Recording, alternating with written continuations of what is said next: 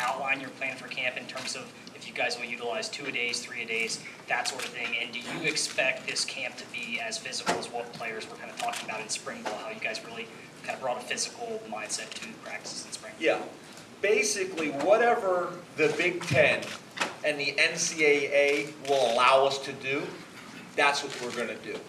That's the plan going in ahead of time. So we're going to maximize our practices. We're going to maximize the hours. We're going to do all the things that we possibly can right now. Again, we got a little bit of a juggling act with the academics, which is always going to be priority number one for the first 2 weeks. So that's a challenge. But basically, we plan it all out ahead of time based on what we're allowed to do within the rules and maximizing that. And then over time, what we do is based on 1,000 different variables that could go into it, weather, depth, health, just maybe what you think you may need at the time. Then we'll tweak and we'll adjust practice. We may cut back, we may cancel, we may modify, we may turn a practice into a walkthrough or whatever it may be, take extra meeting time. So our idea is we always go in trying to maximize what we can do.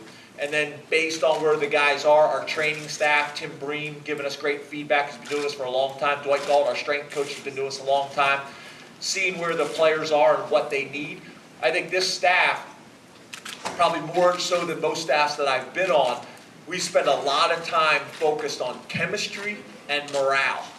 I think chemistry and morale are as important, if not more important, than the X's and the O's and the toughness. But those things are important as well. So we'll start out really aggressive, and then we'll start to cut back as things go. But that's kind of how we plan it out, if that makes sense. Far left. David Albertizzi, onwardstate.com. Hi, David. How's it going, Coach? How big, going back to your point on making up for the loss of production at receiver, most notably Allen Robinson, how big of an impact do you expect guys like Chris Godwin, DeAndre Tompkins, Deshaun Hamilton to have on this offense, and going forward with giving Hackenberg kind of like a cushion to make up for that one big loss? I actually think where a lot of the makeup for the production that we lost will come from the tight end position. I believe that's where we have the most veteran players. That's where we have the most experience and depth. I'm excited about those young guys, but that's kind of what it is right now. It's excitement based on what they did in high school, based on what they did when they arrived on campus and the testing and what the players are saying about them. But football's kind of different. They show up on campus, they got to adjust right away academically, they got to adjust right away athletically, they got to adjust right away socially, the whole package. Where other sports, maybe you come in the fall and you adjust, and then you're competing in the spring. So there's a lot on their plate. And some guys may be ready physically, but they're not ready mentally. Or they're ready physically, mentally, but they're not ready emotionally. So there's so many things. Right now, it's purely just excitement based on potential, but that's it. We'll see how the thing plays out, but I can see right now, early on, that production being made up by the receivers that are returning, as well as the tight ends with the depth and experience that we have there. James, Ryan Snyder, Blue White Illustrated, back in the back. Hey, What's up, buddy? how are you? Hey, real quick, he kind of hit on some things, but I wanted to get some info on defensive freshmen. Who's been standing out, basically, especially linebacker, safeties, just some of the freshmen that are standing out in the backfield and linebacker core.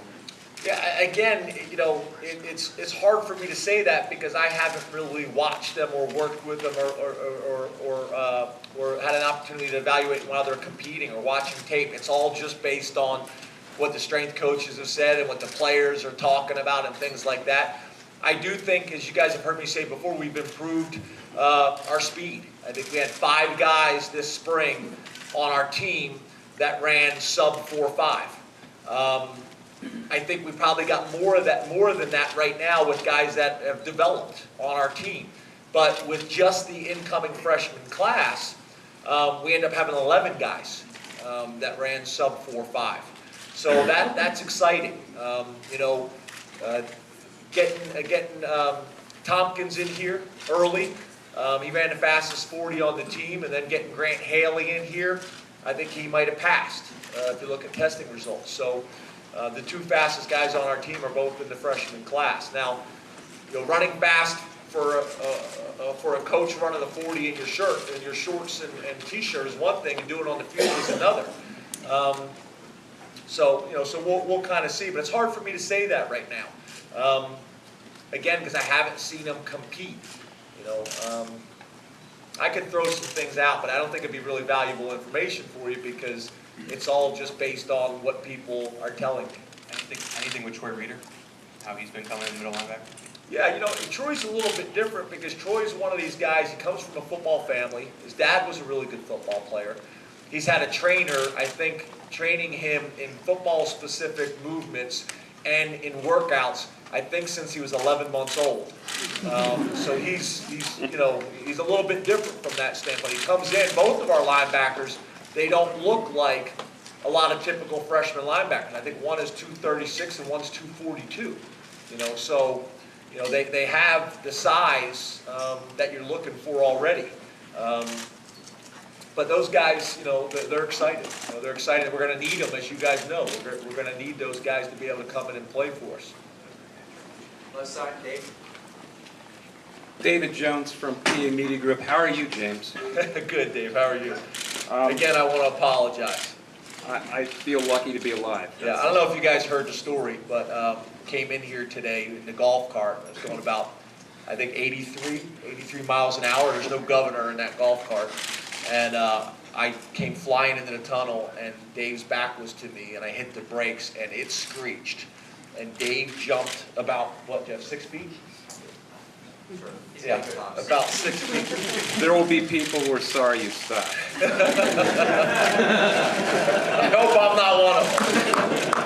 I know coaches hate hypotheticals, but I got to ask this because you've got a rather, you're not exactly a mobile quarterback, not that he can't run, and you've got a young offensive line. Do you have contingencies in place in case it looks like Christian's not very well protected after the first 3 or 4 games, where you change what you ask him to do and change what the offense does, if that makes any sense? Yeah, I think that goes back to what we were saying before, is we're going to have to call the game to help with those things. That's moving the pocket, that's getting the ball out of his hand as quickly as we possibly can, and there's a variety of ways of doing that. That's committing to the running game. I think when you have a quarterback like Christian, you say, well, let's just throw the ball, but you have to be careful because over time you become predictable and you have to be careful. So we're going to have to commit to the running game and sticking with the running game no matter what.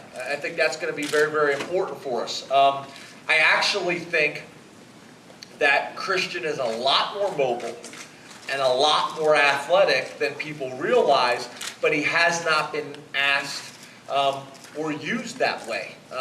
And I think that probably makes a whole lot of sense.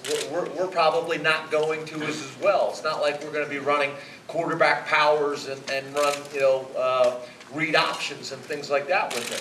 But there is a way to still take advantage of those things. And what we're going to need Christian to do is, can you take the negative 6-yard sack and turn it into a plus 6-yard gain and get down? So now instead of it being 2nd and 16, it's 2nd and 4. Is that right? Did I add that up right? So that's what we're going to need him to do. If I could follow that up, Jerry DiNardo, I thought this was interesting, after you were on in Chicago, actually said that he didn't think it was impossible that you could use him on some ISOs. Are you ruling that out or not? Did you say that it's Christian, impossible? yeah, is it possible that he could run quarterback ISOs? I don't think there's any doubt in my mind that he could do those things. Yes. But will you let him? You based out of Orlando now? Yeah, guys, I'm not Mike one of Bianchi, the no. things that I always struggle with is, how do I answer your questions and give you the information that you need with also not talking directly to George O'Leary, because he's watching this right now. Hi, George. So that's the thing I struggle with, because we do the same thing. We watch all these things, we read all these things.